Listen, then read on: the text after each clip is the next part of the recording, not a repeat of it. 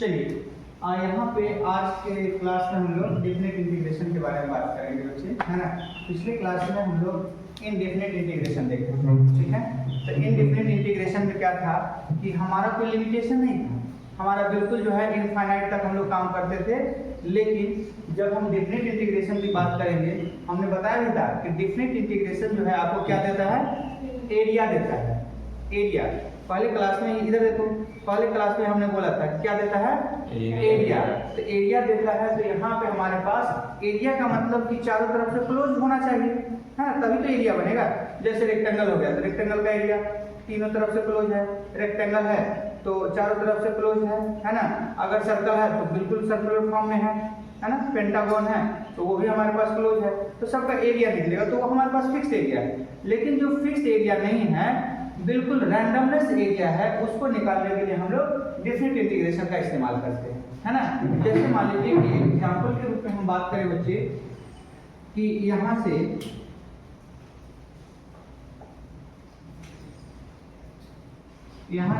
हमारे पास जो है इस तरीके से हमारे पास एक कर्व, ठीक है, और इस कर्व से हमें कह रहा है कि ये हमारे पास x एक्सिस है और ये हमारे पास y एक्सिस है, ठीक है।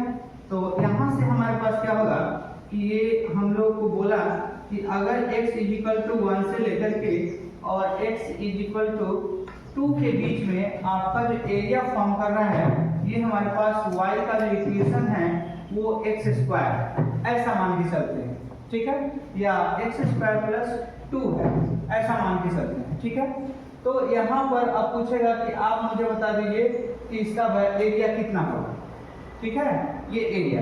तो यहाँ से हमारे पास एरिया निकालने के लिए इस एरिया को हम कवर कर देंगे और इसमें सारा कंसेप्ट हम लोग जो है इंटीग्रेशन का लागू करेंगे। किसका लागू करेंगे, इंटीग्रेशन का। अब इसमें जैसे देखिए हमने कहा था कि यहाँ पर integration of y with respect to x, ठीक है। लेकिन यहाँ तक हम लोग इंडेफिनिट में समझे थे, लेकिन जहाँ डिफिनिट होगा तो वहाँ पर हमारे पास लिमिट लग जाएगा। जैसे लोअर लिमिट में x इक्वल टू 1 से x इक्वल टू 2 तक चलेगा, x इक्वल टू 1 से x इक्वल टू 2 तक, तो ये कहाँ चलेगा, इसको हम लोग लोअर लिमिट बोलते हैं और इसको बोलेंगे x इक्वल टू 1 से x इक्वल टू 2 तक, ठीक है। इसके बाद हम लोग यहाँ पर क्या करेंगे कि अब y का वैल्यू पुट करेंगे यानी फंक्शन। तो यहाँ से x इक्वल टू 1 से x इक्वल टू 2 और y का वैल्यू x स्क्वायर प्लस 2 ये हो जाएगा इनटू dx। तो जैसे हम लोग इंटीग्रेशन कर रहे थे उसी प्रोसीजर से चलेंगे, ठीक है, जिसमें कि यहाँ पे हो जाएगा आपको x square dx integration of x equal to 1 से x equal to 2 plus integration of 2 dx x equal to 1 से x इक्वल टू 2 तक, ठीक है। हम अलग अलग सेपरेट कर देंगे, ऊपर देखो तो अलग अलग कर दिए। अब यहाँ से क्या होगा बच्चे कि हम सिंपली जैसा पहले प्रोसीजर करते थे वैसा ही करेंगे, ठीक है। तो यहाँ पे हमारे पास क्या होगा, x स्क्वायर का इंटीग्रेशन 2x1 पावर में ऐड करेंगे और पावर से डिवाइड करेंगे। तो यहाँ से हमारे पास क्या हो जाएगा, x के पावर 2 प्लस 1 बाई 2 प्लस 1 और यहाँ से लगा दीजिए लिमिट x इक्वल टू 1 से x इक्वल टू 2 तक प्लस। अब इसमें देखेंगे कि 2 तो हमारा क्या है, कांस्टेंट टर्म है,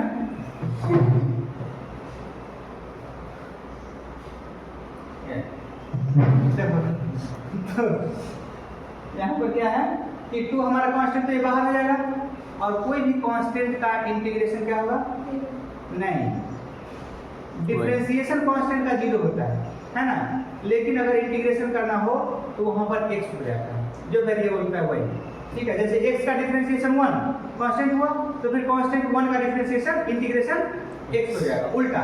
तो यहाँ पर हमारे पास x हो गया, यानी कि यहाँ से x इक्वल टू 1 से x इक्वल टू 2 होगा, ठीक है।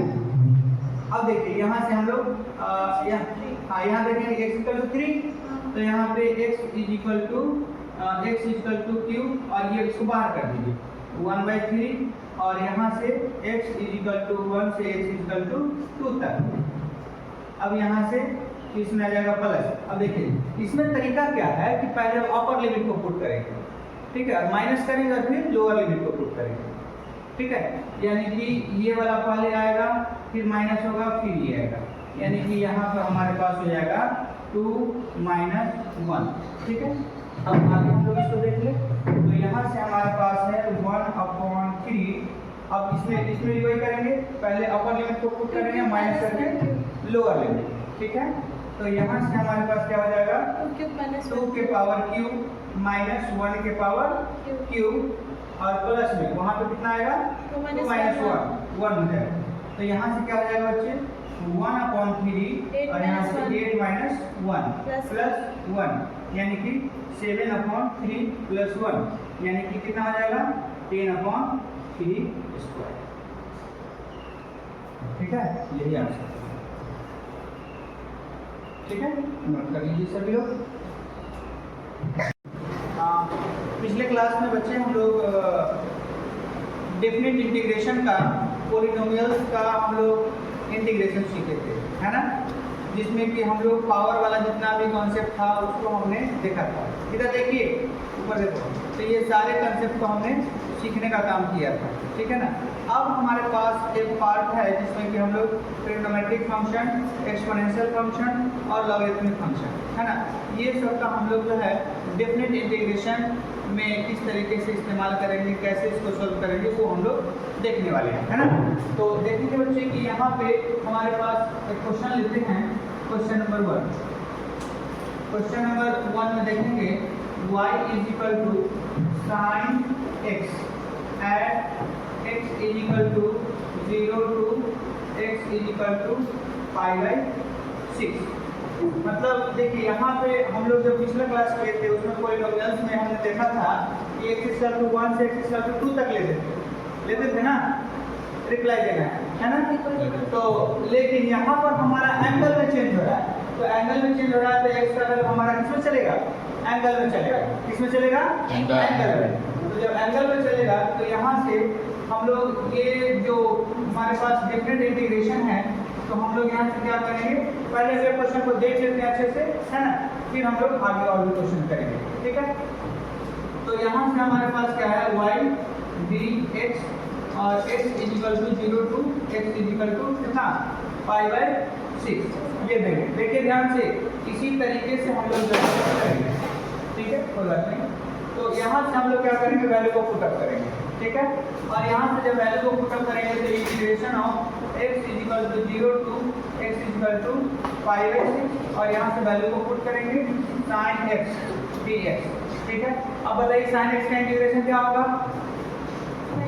माइनस cos x कि cos x minus cos x, बिल्कुल सही बात है।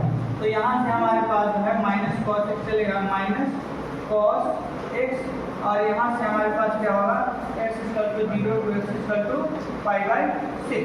अब यहाँ से हम लोग क्या करेंगे, अपर लिमिट पहले पुट करेंगे, फिर लोअर लिमिट को पुट करके क्या करेंगे, माइनस करेंगे। क्या करेंगे, माइनस। तो यहाँ से हमारे पास क्या होगा, पहले माइनस को बाहर कर लीजिए और यहाँ से cos और यहाँ से हो जाएगा π/6 माइनस यहाँ से cos कितना हो जाएगा 0, है ना। तो यहाँ से हम क्या करेंगे, π/6 का वैल्यू, वास्तव में π/6 का वैल्यू कितना होता है 30 डिग्री, है ना। तो cos 30 का वैल्यू कितना,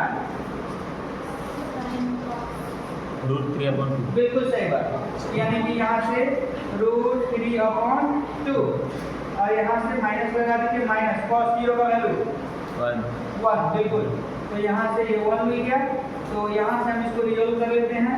तो हमारे पास क्या होगा, √3 - 2/2 और यहाँ से माइनस हो जाएगा। तो यहाँ से हमारे पास क्या मिल जाएगा, 2 - √3/2। तो इस तरीके से हमारे पास जो है कुछ ना कुछ वैल्यू निकल करके आ गया, ठीक है। चलिए नोट डाउन कर लीजिए। क्वेश्चन है, 3 क्वेश्चन में फर्स्ट तो आपने किया, सेकेंड होगा नहीं, और थर्ड हमारा लॉगरिथमिक का है ना, वो लॉग के फॉर्म में आएगा। सेकेंड क्वेश्चन हम देख लेते हैं क्या, है ना। देखिए सेकेंड क्वेश्चन में हमारे पास क्या है कि यहाँ पे y is equal to e to the power 2x upon 3 और इसमें हमारे पास फंक्शन कहाँ से कहाँ तक दिया है x इक्वल टू 0 से x इक्वल टू 1 तक।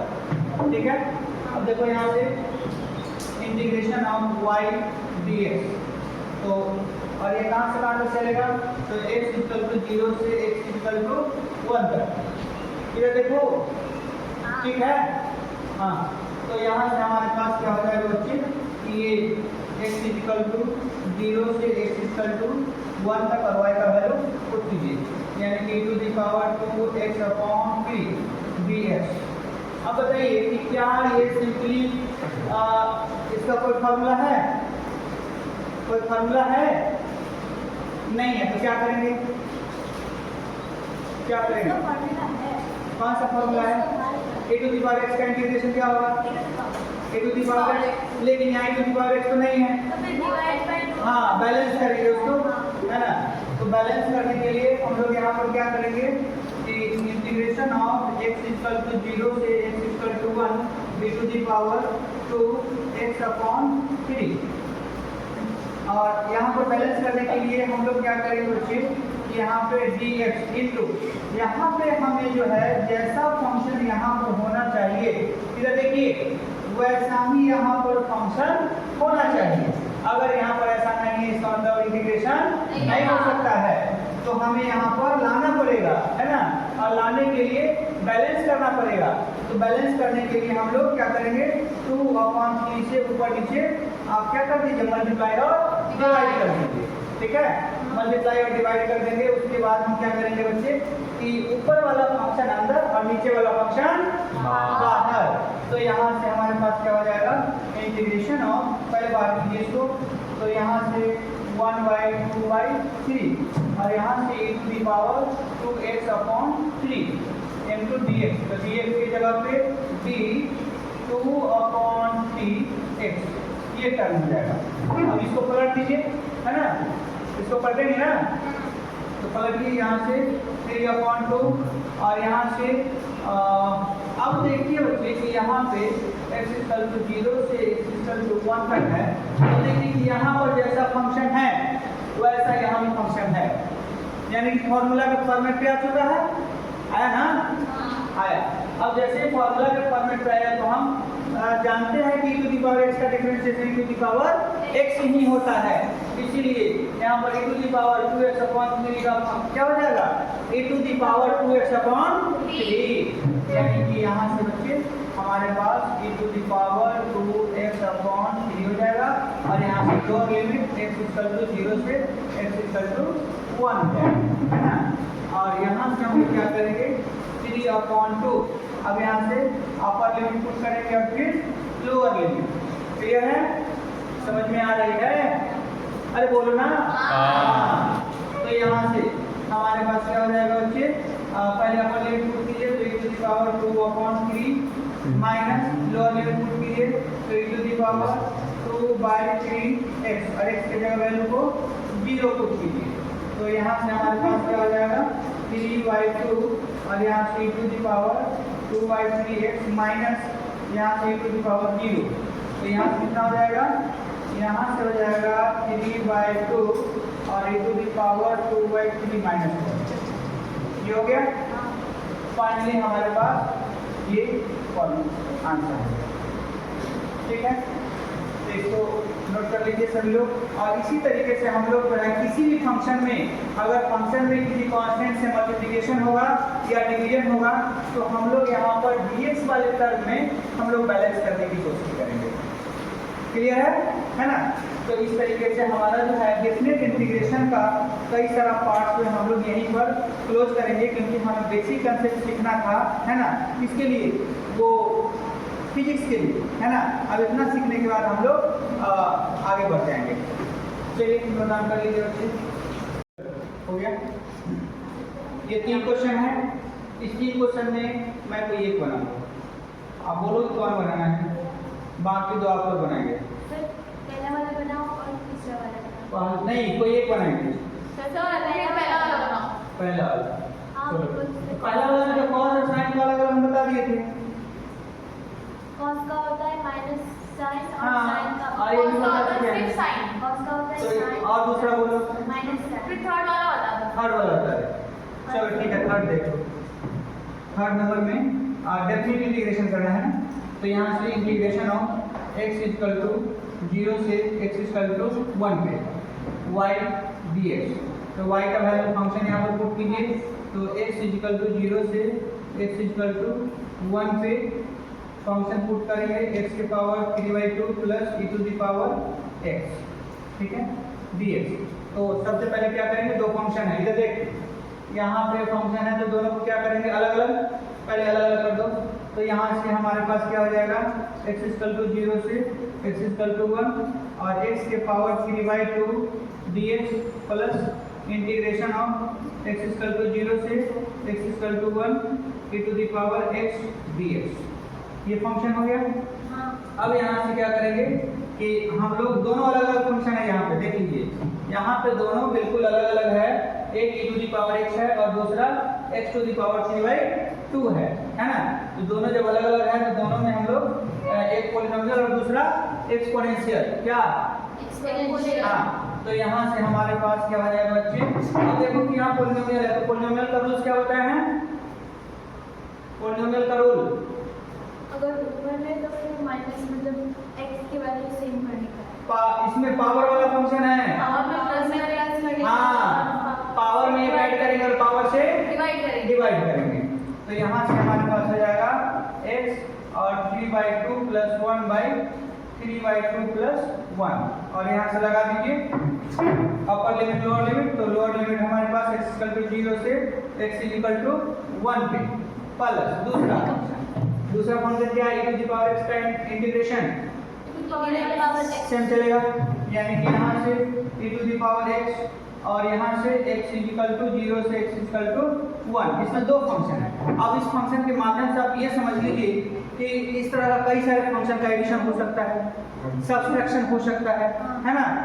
तो इस तरीके से हम लोग जो है डेफिनेट इंटीग्रेशन को हम लोग कर सकते हैं, कोई दिक्कत इसमें नहीं होने को है, ठीक है। तो यहाँ से हमारे पास क्या हो जाएगा, अब x के पावर यहाँ से हमारे पास हो जाएगा 5/2 और ये जो करना है इसको बाहर कर दीजिए, है ना।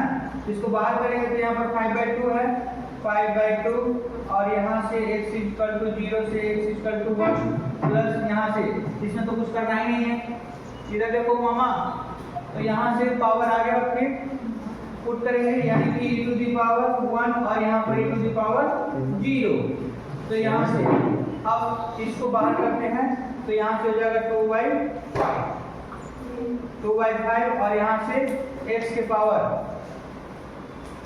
5। अच्छा, हम लोग अपर लिमिट यहीं पे पुट करें क्या, यहीं पे पुट कर देते हैं, हाँ चलेगा। तो यहाँ से अगर हम पुट किए तो x के पावर, अच्छा x के जगह पे आप 1 पुट कीजिए, तो यहाँ से 5/2 माइनस और यहाँ पर x के जगह 0 पुट करेंगे 5/2 प्लस यहाँ से e minus e to the power 0 का वैल्यू, हाँ, e टू द पावर 0 का वैल्यू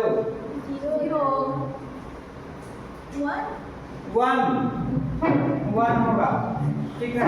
तो यहाँ से 2/5 और यहाँ से 1 माइनस 0 प्लस e माइनस 1।